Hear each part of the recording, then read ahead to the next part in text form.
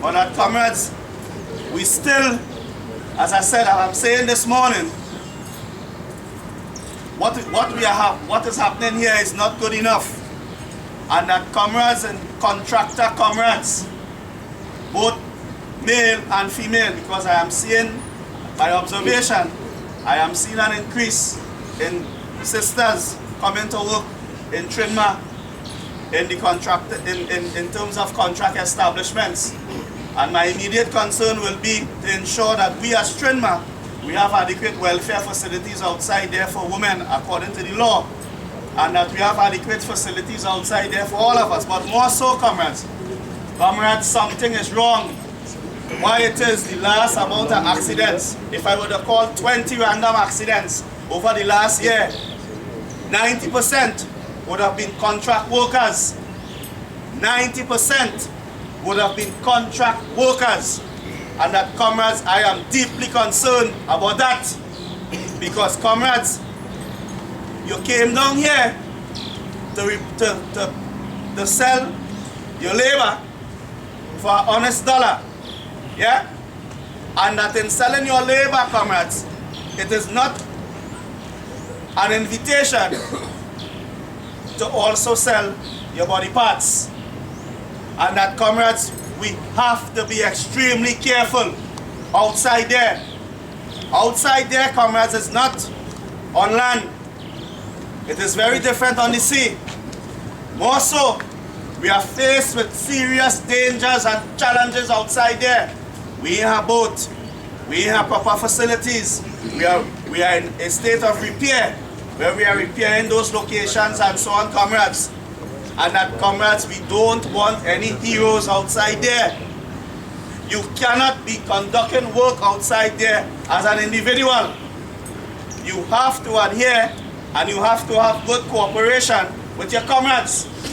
And that, comrades, we must now be insistent as a company that whatever, if the issue is training, if the issue is policing, because we need more HSC people outside there, if the issue is the fact that we have a set of inexperienced people out there, whatever the issue is, we must now get to the root cause of this issue, comrade, and arrest this problem. Because, comrades, an accident, any accident, does not do well for Trinma. It does not do well for any of us here.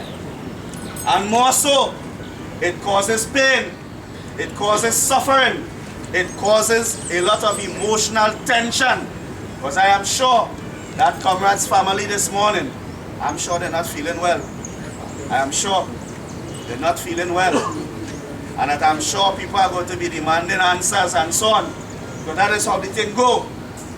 And that, again, I am also eager to report that immediately the investigation team was out there, and immediately, some hours after, the OSH agency came down, and that after about minutes after 7 last night, they were offshore, and they came up, and I understand that they're going back offshore again this morning. So comrades, understanding the kind of rapid response.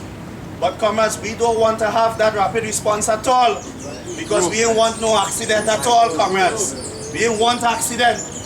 And that, comrades, I am saying whatever we have to do to make sure that we work safe, and that we keep our workplace safe, and that we have proper PPE, and that if employers refuse to give you PPE, I said it already, come to the union, let us deal with that.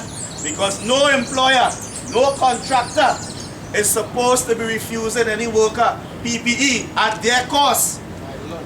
Yes, and that is the law. And that if the issue is tools and equipment, and you're not getting the right tools to do the job, again, come to the union. Let us fix that. Because, comrades, outside there, comrades, is a different kettle of fish altogether. I'm simply saying this morning, as your branch president, I need help. I need you to help me to make this place safe. Comrades, so that we can't be taking unnecessary risks. I need a solution, comrades, or solutions. And that I'm calling on comrade supervisors and comrade coordinators, both contract and company. Those men and women are under your charge, and that you must assume full responsibility for them. And that in the absence of an HSE person on board, because of whatever is the reason, you are the person that have to make sure that the men and women under your charge are kept safe, and that everything reasonable and practicable is done to ensure that the men and women under your charge outside there are kept safe.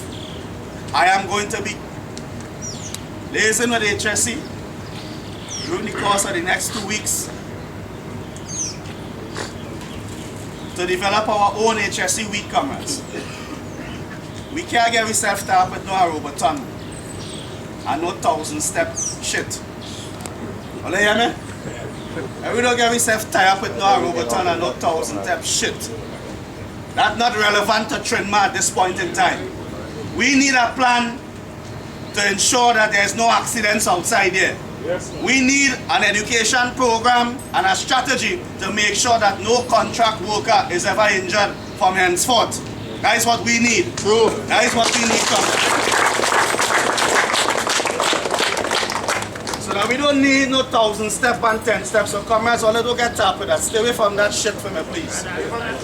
Yeah? Right?